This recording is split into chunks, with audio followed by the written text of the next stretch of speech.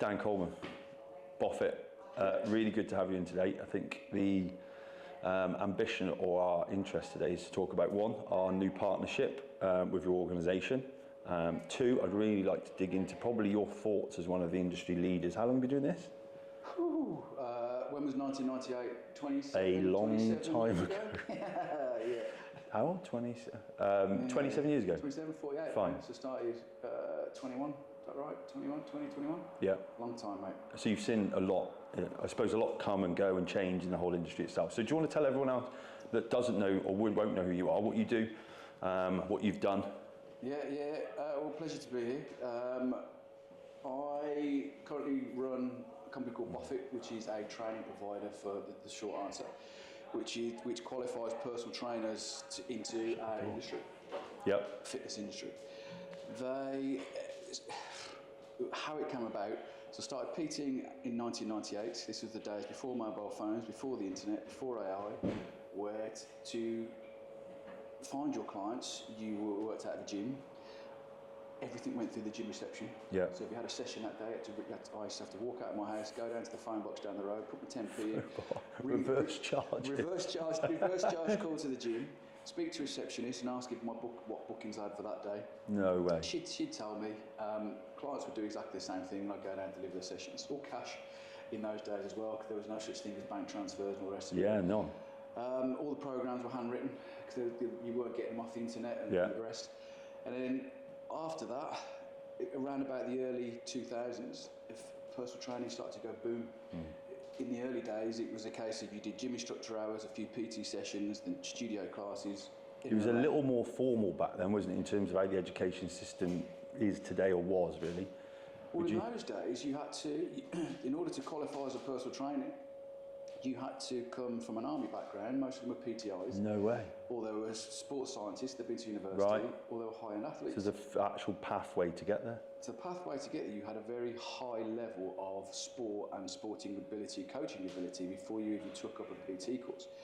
The PT course itself would cost you in the region of £3,500–4,000 £4,000. Yeah. You'd do a 12-week intensive course where a lot of them would live on site. The big one was a Premier Global. Which was they were the leader, right? Trowbridge, Yeah. And you train for 12 weeks. After that 12 weeks, you then go and get a job as a fitness instructor, which paid you about 11 grand a year, bottom of the pile, where you'd learn your trade. Back then. Boring. You'd write all your program cards out by pencil, so you'd write hundreds and thousands of these things. Then I remember this. They used to be you go in the hospital and they get your notes out every time you went into the gym. Yeah. Great big cabinet like a file of facts. You'd go in, you'd find your surname, you'd pull it out. You'd put loads of crossings out. If you ever wanted it updated, they'd just cross it out and write the next things in, and they'd all be in there gathering dust, as they do. Then if you were good, you'd then think about becoming a personal trainer. Yep. Now, originally you do bits and bobs of gym instructor, PT, studio classes around a local area. But then, in the early 2000s, you could start having your whole business within the gym. PT's cotton done. Well, if I had all my clients in one spot, I've got a network of people within the gym that I could sell my services to, and I've got one base. So instead of me going to all the clients, they're all coming to me. And that was probably circa 2003, 2005. Then, at that point, I'd been a personal trainer. I'd PT'd at university, I'd PT'd around in Australia, and I'd come back, was PT'ing out of the studio in Hall Green, not far from where I was living. And accidentally, I don't know if you want the full story, I was actually off to Norway with a girlfriend at the time. Yeah. I can't let my wife watch this. Yeah, well, that's completely different, and I needed a job for 2 months. So I took a job as a gym manager. Didn't want to go back into PT to build up a client base for 2 months and then leave them. Just took a gym manager role, and that was at Virgin Active, and that accelerated quickly. The running joke is I went there for 2 months and stayed there for 3 years. Just kept getting promoted. Because when he was a gym manager, fitness manager, PT manager, regional manager, national trainer of personal trainers, was training all the new PTs into the gyms, and all of the fitness managers and PT and gym managers how to run PT business within their gym. Right. This was at Solihull Virgin Active. We had 10,000 members in a gym, and we had 6 PTs when I walked in. And when was this? This is early 2000s? This is around 2003. So it's a big gym. It's huge, the biggest I've ever seen. So their story was the guys that were running it off Branson's money basically went around America, went around the world, had a look at all the best gyms that were there, and brought this product back to the UK, starting in Preston, funnily enough. And Solihull was about the 6th or 7th club that opened. And when I joined, there was about 12 clubs altogether. Yeah. Which then, obviously, they bought out other clubs. They went as it grew over the years. And it was 11,000 member gym. So 6 PTs to start with. Within 6 months, I had 20 personal trainers in there, all fully functioning. You'd go on the gym floor, there'd be PT sessions happening, buzzing. There'd be studio classes happening. And the success of that was, I got a pat on the back off Mr. Branson. He'd heard. Oh, really? He turned up at the Christmas party. He'd heard the story that had happened. But we were performing better than London. And at the time, London's always a lot bigger, and it's a lot more at the forefront of any kind of industry. PT is no different. It happens in London first of all, then there's a ripple effect for the rest of the UK. But we did that backwards. We did it Solihull first. And then we took what we were doing and we took it around the rest of the UK and into London. So my reward for doing a good job in Solihull was basically, right, go to this underperforming gym, rubbish gym, perform it there. So the better you were, you got given the worst jobs. Yeah, a worse job, build it there, build it here, and build it there. So that's how that came about. And in those days, it went boom, went big business. But that was in the employed environment of personal training. So then shifted into the self-employed world, which is where trainers pay rent. Yeah. So employed is member pays the club for personal training, the club PT delivers a session, and the club pay the PT an hourly rate and do their tax and insurance. Self-employed is the gym pays rent to run their business from the gym. They're self-employed, a small business owner, and all the money's come to them. It's basically exactly the same job. It just depends on how they get paid, and there's more money. Yeah. Obviously, so the financial models. Financially, it's more earning potential. So then I started. Ended up in recruiting and developing PT for some of the big operators around the UK. It was LA Fitness at the time, Gymbox, DW Sports Fitness, still Dave Wheeling clubs. And we'd just go into we'd go into courses where guys were coming off courses, strong PT, army background, sports science background, cherry pick the good ones, put them into the gym, we'd teach them how to do business. They build up the business, they bring their client balance in, they pay their rent. As long as the PT got what they wanted, or the client got what they wanted from the PT paid the money and we earned money off the back of it, and it was big business. Then the recession hit 2008. First one. The first one, which meant it changed 2 things. One, it changed the positions available in the gym. The second thing it changed was education. So gone almost overnight with the 12-week intern course. Became a 6-week course. You didn't have to pay your $3,500 up front. You could pay it all on direct debit. And you pay it back based on whether you got a job. See, this has been about the time I think I was leaving the military as well. So this is Faster. Was it? Remember Faster? Faster was one of Poliquin. Was he probably before that, isn't he? Poliquin and Czech were before that, so they were all the forefathers, if you like. You were either Czechite or you were Poliquinite. And then it started to move from there. It did start to move from there. Czech became very philosophical about his PT. Poliquin was all more about the supplements at the end of it. Not around anymore. Obviously, he died of a heart attack when he was 55, which wasn't good for the brand. You don't really hear about the Poliquins and the Czechs anymore. But it used to be quite an exclusive industry to get into and quite a long pathway to get to being a successful PT. But with the popularity of it, it then became more accessible. So people to become you didn't need a background in sports or you didn't need a background in the army.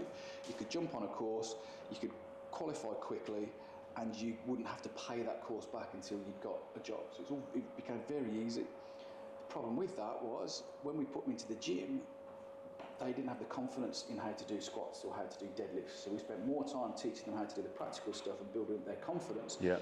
At the same time, trying to give them the skills to be able to build a business. So we ended up working a lot harder with a lot more people to try and get the same results. Coupled with that, you then had the gym structure roles started to be removed from the health clubs. So gym owners realised that a PT who would pay rent would talk to members and would increase revenue for the business, whereas a gym instructor was a cost to the business and they probably wouldn't talk to the members. So they decided, right, we'll get rid of the gym instructors. So we've now got people qualifying quicker, with less confidence, less skill set, no stepping stones within the industry, and still having to work to try and get them to build businesses, and it just became a matter of putting bums on seats. Then, of course, we had the rise of the budget chains, which kind of felt like a race to the bottom. Which is a double-edged sword, really, because it makes fitness more accessible, which is what we all aim for, but at the same time, we didn't foresee demising, or probably assisted the demising quality of what you do, or what you've been part of for 30 years. Absolutely. So it went from an elite, probably...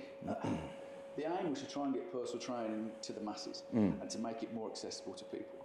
With the budget chains that came up, their business model doesn't fit that philosophy. Their business model is, as you say... And it is a race to the bottom. Here's a great facility, it's fill it full of thousands of members, it's cheap and cheerful, off you go. So you've now got potentially people, arguably with a lower income, looking at personal training, think it's out of their price range. So we did adapt. We did then start looking at things like group classes, small group training, and in order to build up that business side of it. But they're more higher level. You almost need a high level business acumen to understand that. Yeah. The guys that are coming off the courses, they've got the low level skill set and the low level qualifications, were going into these fire pits, if you like, with less support. And it just became a revolving door. Because you can get high burnout, right, or high failure rate. The failure rate, about 80% of personal trainers that come off courses fail. There's about 60% that go on, 60% that start courses don't pass. That's the first thing you need to understand. Second thing is, of the ones that do pass, 80% of them fail, don't become personal trainers. That's massive.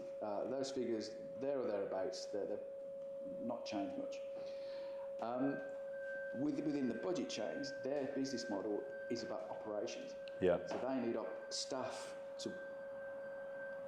They're self-employed, so they pay so-called rent, but they offset that rent by delivering hours. Those hours mean cleaning, doing classes for the club, doing operational tasks. Some of these gyms need a certain amount of bodies on the gym floor delivering those operational tasks. So that's their main goal. Their main drivers have these people in the club delivering the tasks. Less of a concern of whether these guys build a business. So you've now got the big players within the industry all feeding the bottom end. And they're coming onto the courses, they're going into these clubs, they're going straight out the door. So then you've got the top end clubs, and then you've got the middle of the range clubs that just can't recruit PTs because the PTs are all geared up to go straight into these health clubs. So by the time the middle of the range clubs have got CV, they've either failed in those gyms or they've been around the houses and they're getting the bottom. And then I suppose all of this, not to drag it into politics or anything, but economics, but the current landscape, but the current landscape right now requires, cost of living's never been higher. So you've probably got these people that would have had time and maybe been more patient, but could exit through financial pressure because it's not delivering. Exactly. I've always said, give me one trainer, give me all the time in the world, and make them a successful PT. But what happens is you just get more and more people, less and less time in environments that aren't supportive. And that became the problem. So we actually looked at the middle of the range clubs. We looked at the independent club operators, the people that were just on their own, own their own gym. They're not part of the corporate brands. We wanted to answer the question with them is, what would you do if someone walked into your club and asked, how do I become a PT? And we wanted to be the brand that they go, oh, train with Boffit. So what we wanted to do was plug that gap. So we became a course provider. So we went all the way down to grassroots. We developed a level 2, level 3 course, which for the nuts and bolts of the course and the theory, they're all pretty similar. Most 90% of the courses that are out there, you'll follow the same curriculum on this theory side. What made it different was we sat back a house. So the gym operator would become the academy. They would be front of house. So you would train at Dave's gym, Dave's Gym Academy. Or Vanity Fitness, it used to be called, that was a thing. And then it would say, in partnership with Boffit PT Academy. So we would just look after the qualification, keep that tight from start to finish. They would advertise in their club, and I've always maintained that your next personal trainer is already working out in your club. You don't want to be advertising on the leisure jobs and all on Instagram where people are sat in the bedrooms clicking through the internet going, oh, that sounds like a good idea. On a whim. I want to be like... Might have just been lost a job, looking for I want to be like Joe Wicks, blah, blah, blah. Let's jump on a cheap course and I'll be training the rich and famous in a couple of weeks. It doesn't happen. So we maintain that the best people to be personal trainers in the gym are people that are married to that location and married to that gym. We then opened up the access where they buy the course through us, and we would deliver the course in partnership with that gym. Well, the gym owner would be one of our PT mentors, and they would deliver the practical. So we've now got an experienced personal trainer who's referring people to us, who's, as part of the course, delivering the practical sessions to the learner that's on the course, who used to be a member or a client or within the local area of that health club. At the end of the course, they've had so much practice inside the club, they've built that level of confidence that we've already seen learners that come off the courses and walk straight to client bases. 90% of them work as a PT within the gym that they qualify. If they don't, they still stay with that PT mentor throughout their career, use that PT mentor as a way to lean on them for business advice and for sport. And that's what we do. So that we've become a referral-based course provider. So we sit back a house. You don't see us on any marketing or anything. We let all our partners do that. So we partner with independent gyms, we partner with franchise gyms, and we partner with PT studios and PTs. We become our PT mentors. They become their academy in partnership with us.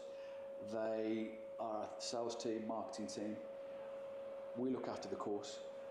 They do the practical, and then along with us, we've got a support site for post-graduation and how to set up your business and stuff, but usually it's within their remit, within their club and their little area where they can be successful. So that's how it's all come about. And it's working, right? Because I've had the luxury of meeting some of your PT mentors. Steve, Chantal, brief conversation with Faye. Was there one more? Ian was down in Cornwall. Ian's was a great story. Ian, there's another side to the business. We work with a trust company who, a bit like the public sector gyms, they work with commercial gyms where they allow them to set up as charities, which basically means they get favourable things with their business. And in the fitness industry, there's a lot of people out there that are fitness people but not business people. A lot of people can get themselves into financial trouble just because they either ignore it or they're a little bit shy of it, and they just need some help. So that's where the trust helps them, and it helps them with their finances, their business rates. And one of the things they can get from that is they can get education, which is where we're linked in with the trust side of it. They pay for the education for people to come through. And we've seen some remarkable stories. We've seen some gyms that have been at breaking points, people about to lose their homes, go bankrupt. The trust has come in, helped them to get themselves back on their feet. We've supplied education for them and shown them how that they can spend education on bringing people through from membership, teaching them how to do the practicals to then work in their club as PTs. And the one down in Penzance is a great little story. Ian came to us and said he had enough breaking point. He's starting to cause stress in his personal life, so he just needed a day off. Fast forward 2 years, he's constantly got 5 or 6 learners coming through. He's constantly got 2 or 3 PTs working in his gym, and he now regularly has 3 days off a week. It's a low bar to start with. What a bloke. That's it. No, but when it's your own business, you know as well as this, it's a different kind of stress. When it's working, it's not really work, is it? When it's not, it definitely becomes work.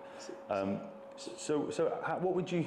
I think that the story I think is incredible. It's one of the reasons we wanted to look out to reach and work and kind of partner with you. I guess the interesting topic about this is, before we get onto the why and where you think some of the stuff at GC comes into, is like the industry now then. I think because we've talked about this AI, I think it's been helpful, it is helpful, it'll be helpful, but I think it's got high potential to streamline the pool of PT opportunity as a revenue stream. Would you agree with that? Absolutely. We've gone from personal training being cash in hand, non-existent, people don't know what it is, to moving into a gym. You've got a personal trainer will move into the gym and they'll find their clients. A client doesn't go to the gym to find the PT went to the gym to find the clients. Then as we move on more into the digital age, post-COVID, it's flipped.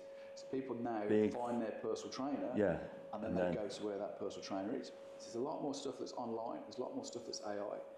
And where we've gone from the learning process of what people do within health clubs, they've gone from not knowing what to do on the gym floor, to having some interaction with PTs in the gym floor, to now turning up with a mobile phone, Some of them have got their digital PT on a Zoom call as they go into the gym. Yeah, some of them have got are recording themselves and then uploading what they've done to their online PTs, giving them feedback. Some of them are just on Instagram or YouTube, just checking out what exercise they need to do, which is taken away from the need to have as many personal trainers within the gym. So the personal trainer has almost become a gym instructor in a way, show you around the facility, show you how certain things work, I'm here if you need me. And it's gotten harder for some of the guys to then be what we call an old school PT, to be honest. Retention's going to be the big problem, right? What, for the gyms or for the... I think through the chain, and probably more so, in my view, for although this is flipped, like you say, I think as a PT coach, I think retention's got to be on your radar now for the next 12 months, because AI is going to be your biggest threat, right? Because you self-educate or you show people how to become effective and efficient, all of a sudden, unless you're good and you've got some points of difference as that professional, and that suddenly go full loop, because you're back to probably having to recognise you need some of where this started. You do. It's become less and less face-to-face. So what the PT kind of needs to do is, to get your level 2 and level 3 qualification isn't enough anymore. No. You can go off, you need to have something that AI can't do. Now, if that's guiding someone through a gym session, AI can now do that. If that's showing someone correct form, AI can now do that. And that was calorie counting, nutrition, diary setting. It's all there. So therefore, you're either in the online world, where you're just giving a bit of feedback, or you need to differentiate yourself to have reasons for people to come and see you. You take some pictures as well. Sorry. Some of those things is, one is something like a sports massage qualification, because you physically have to be there. Fine. So you're creating that in-person moment. Creating that in-person moment is an add-on to what it is that you do. Other things is things like GC Biosciences, like taking blood, bridging that gap between personal training and the medical side of it. Yeah. Is giving yourself a need for someone to come and see you for that consultation. Having someone sat in front of you so you can build that rapport, build that relationship, and build that base level to say, right, this is where you are, this is medical grade stuff. So before, you might just showcase what you could do, talk a bit about their needs and their wants. Now you can actually do a full analysis, look at where the red markers are, the green markers are, and say, right, this is the reality. There's a line in the sand. This is how we move forward. Yeah. Straight away, to give people a reason to go, well, I need more help on this, I need more assistance on this, to give them a need then to come back to the PT. So you've then got checking points all the way along, which is linked into a simple tool. This is a further step on from what we used to have before with body fat. Yep. It used to be all about losing weight. Then body fat came. Do you remember you sit on the the little scanners that you hold your hands on? Bioelectrical. That's it. Yeah. You sit there and you'd hold it. 8% body fat or something. Which was always a funny one because it had to be calibrated. Yeah. You had to always retest at the same time. You couldn't don't drink coffee, don't eat, don't do exercise, because all these things. The readings weren't 100% accurate. No. As long as you retook. It was a measure of progress or decline, right? Exactly. So as long as you retook the assessments on the same piece of kit under the same conditions, which had a lot of variables in, you could see the progression. But again, now that's all online. It's all in the apps with everything else. I mean, look, and when we were Whoop, incredible. On your watch, telling you what to eat, what your body fat is. Yeah, waking you up. When to go to sleep. Yeah. Which is, so that the blood test is another level above that, and a more scientific level, where you can build your programming and your dietary and all your advice all based around what these markers are. Yep. Everyone's different. And nutrition is a minefield. And the biggest thing I learned about nutrition is 4 people in a room, and all 4 people ate one banana. There's a potential that we'll have a different reaction to that one banana of how it affects your particular biological makeup. Whether it comes to your genes, cultural, access to food, affordability, what you're training for, all the rest of it. Whereas by putting a test in, you can definitively say, don't eat that. Don't do this. Yeah, cholesterol's a good one. Cholesterol. Because we both know the implications on, and this is talking from a personal anecdote, is years ago, big corporate job, look fit to a degree, not visually, but aesthetically, but physically, face for radio. But my cholesterol through the roof. I just sat and panicked. I was like, what? So 6 weeks then, for me, for those that aren't aware, it was like, right, reprogramming means less S&C, more cardio. I managed to get some vitamin C, lysine, citrus bergamot, a few other things, and some diet adjustment. But I mean, that one single thing to spot that had I not, and I wouldn't have known, I'd have carried on thinking I looked and felt great, and then what are we, 10 years down the line, I've got some problems. 100%. It's a lot of people associate overweight with being ill. There's a lot of aesthetically good-looking people in the skinny fat people shape, and skinny people. They're ill. I had a similar one with. I've been gluten-free now for 8-9 years. Yeah. And I did some tests, did some home testing, did a diet for a month, followed by every morning testing different carbohydrates. And when I got to wheat and when I got to bread, it used to send my blood sugar levels through the roof. Test every morning. So cut it out, everything changed. Digestive system changed, passing back end changed. I used to get eczema that changed. I used to get all went from one simple change. Yep. But I had to know that it was affecting my blood sugar levels. It was only from the fact that I knew something wasn't right, couldn't work it out, that I did it, had a suspicion, and then found it out. With the blood test, it eradicates all that. Yeah. Because you can then go, boom. Right, this is exactly. I think the other thing you've touched on already with the benefit is then the retesting. Yes. That's the point. Well, you're either going to look good, look knowledgeable, or be found out. I don't think there's any other three ways. So this, if you're a terrible PT, don't go for this. But I think if you are, because that's another, it's all right with people to turn around and say, well, look, let's be honest, aesthetics, that's a bit cheesy, but beauty is the eye of the beholder and all that stuff. But aesthetically, like I've PT'd before, when I always did, I was like, how do you feel when you look in the mirror? Really, weight's a good indicator if you're probably obese or something, but fundamentally, how do you look and feel in your clothes? Are you able to do the things day to day, feeling fit and healthy to a degree?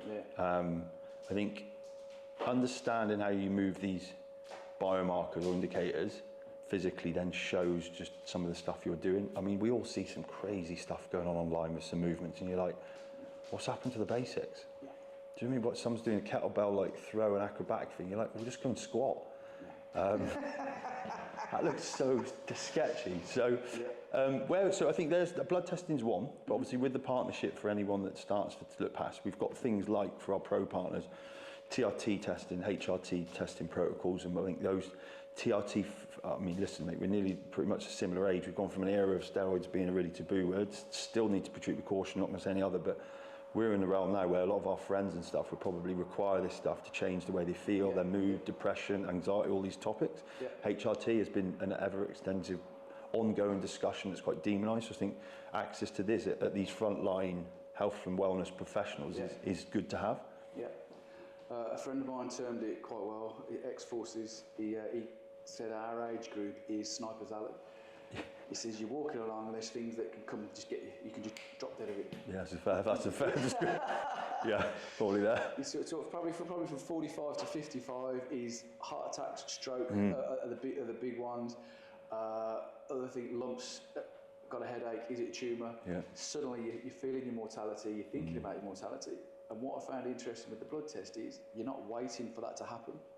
A generation before us, having the heart attacks, having the strokes, then they're doing something about it. It's all reactive. Then they're becoming, Arnold Schwarzenegger is now vegan, but this is after he's had his heart attack from all the stuff he was putting in beforehand. And we're learning from this group of people that what they did, we won't know for 20 years how it's going to work, and they didn't, but we can learn from it to say, right, do a blood test, we can get in beforehand and change it now rather than wait 10 years and change it when you have to change it, and then hopefully have a healthier 30 years as opposed to an extended. Which, when you say that, look, we say 30 years, that's technically another life. Based, you're 30 to 40 years old, which is always interesting to people. I think it's worth saying that out loud.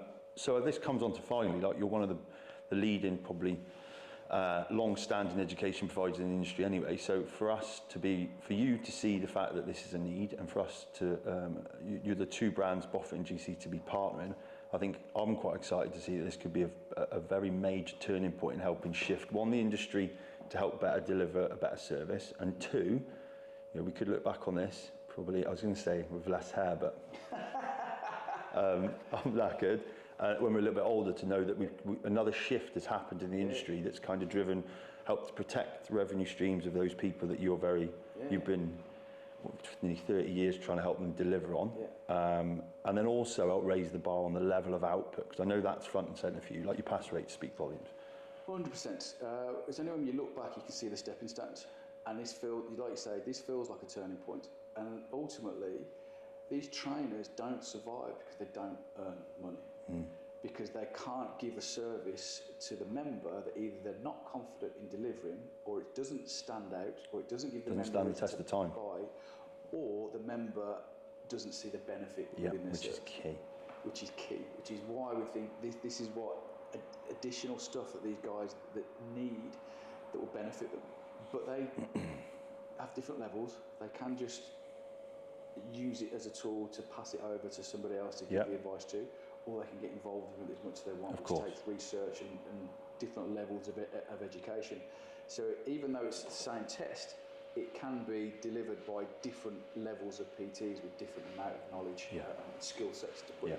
But ultimately, most PTs want to help people. 90% of the answers say, why do you want to be a PT? They will say, because I enjoy going to the gym and I enjoy helping people. It's two things. Those two things don't build your business. No. Those two things don't pay the bills. What pays the mortgage is customers buying your services and having a reason to buy your services. One is how you deliver training within the gym, in group sessions, under branded sessions, whatever the buzzword is at the moment within the gyms. It was CrossFit, now the bar could be coming in. A bar, it's like technically like a bit like ballet dancing-esque type activity. I noticed on one of the stats the other day, we were talking to a gym, and it's called bar. So you've got obviously the functional fitness, so high rocks-esque type stuff, and bar. Have a look. It's 18% in growth. Brilliant. And this stuff makes money. It comes in, makes money, it just disappears. The one I saw the other day, it was a class, and mainly 8% women in the class, and it looked like they were hanging from TRXs, but they were strapped around, and they were... Oh, was that fancy about that? Yeah. It just looks like you'd be sick after a while, but I mean... Brilliant. But it's those types of things.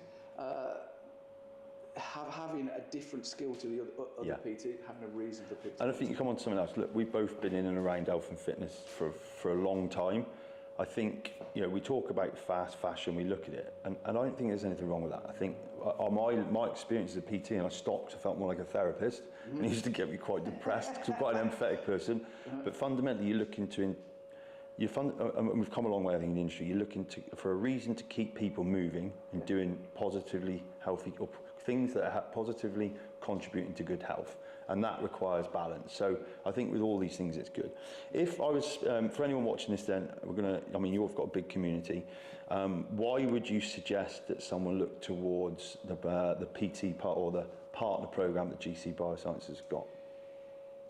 As opposed to other options that are out there? I don't think there's much even out there. There's not of our quality, I think. Not of the quality. That's the key thing. It's quality over accessibility. And bolt on. Because there are other options where you can. It's questionable whether you're going to get the relevant information. A fingerprint test for a start. It's never reliable. Fingerprint test, the DNA testing that can go on with nutrition. If you work with that enough, you start to realise that the bulk of stuff comes out the same.